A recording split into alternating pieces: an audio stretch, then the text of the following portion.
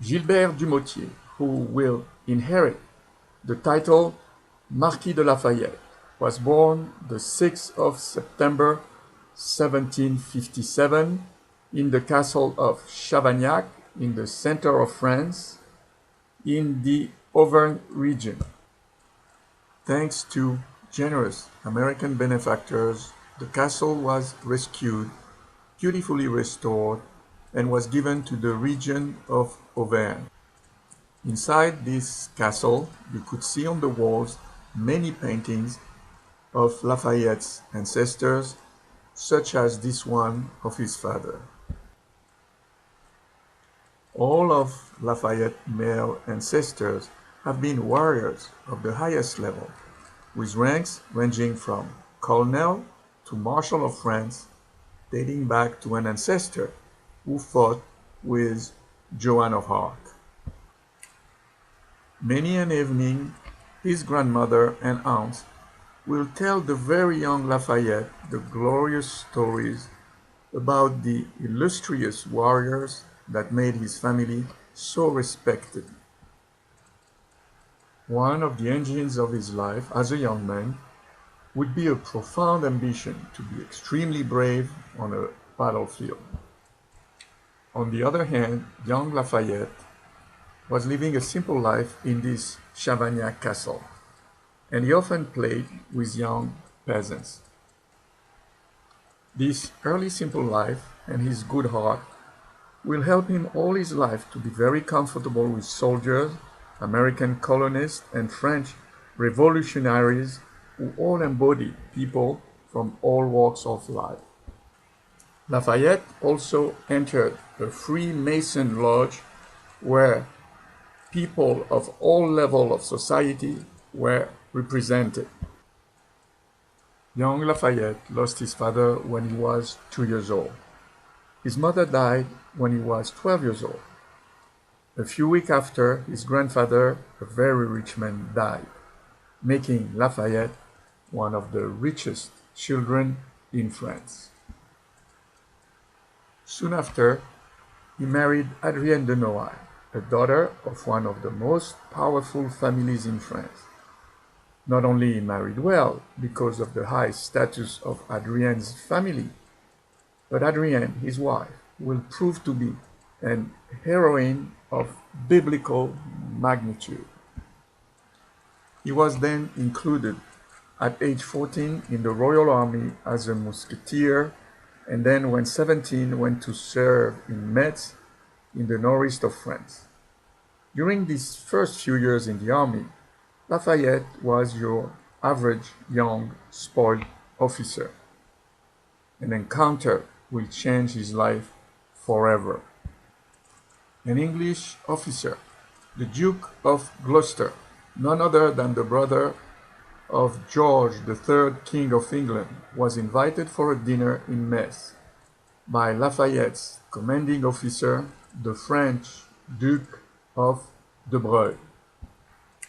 As Lafayette, almost 18 years old then, was of an illustrious family, he was invited and was fascinated by the Duke of Gloucester, very sympathetic depiction of the struggle of the American colonists against England.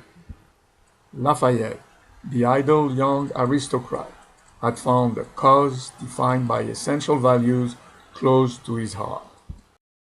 And from this moment, he will fight to help his fellow human beings achieve justice and liberty. Before I continue with the Marquis de Lafayette, let me add a word about his wife Adrienne, who will one day save his life. A very interesting fact about young Adrienne is that she was raised by a very intelligent mother who gathered her young daughters around her in the afternoon and have them read all sorts of books. Henri d'Aguesseau, who was her great-grandfather, the grandfather of this very educated mother, was himself a brilliant man, a great jurist and a great philosopher who would write letters to young Adrienne when she was 8 years old, letters on difficult subjects to which she would reply beautifully. Adrienne, all her life, will show that she was built of the hardest steel, supported by a brilliant mind, with only one weakness: her absolute love for her husband, Gilbert Dumotier, Marquis de Lafayette.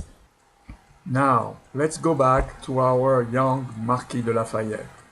He's young, ambitious, and rich. Thanks to his marriage to an intelligent, noble young woman, he is now allied to one of the most powerful families in France.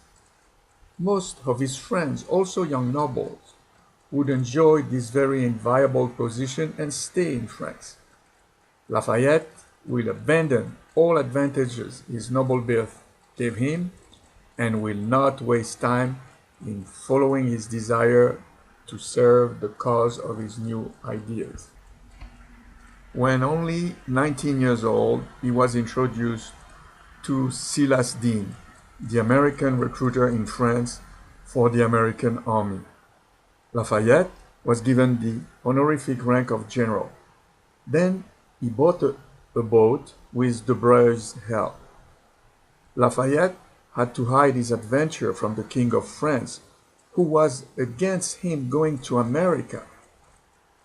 And then Lafayette sailed to America on his ship he named La Victoire.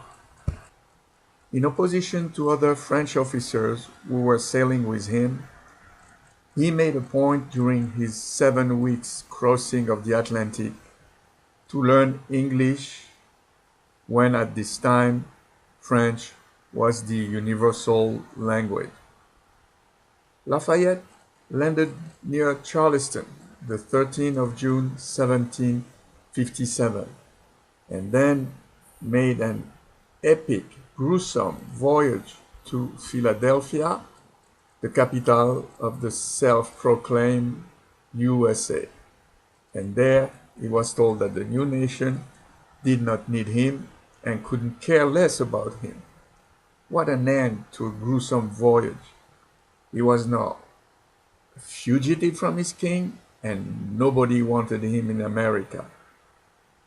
Will Lafayette, the ambitious young man, be allowed to fight gloriously for the ideas he loved? Will Lafayette meet General Washington?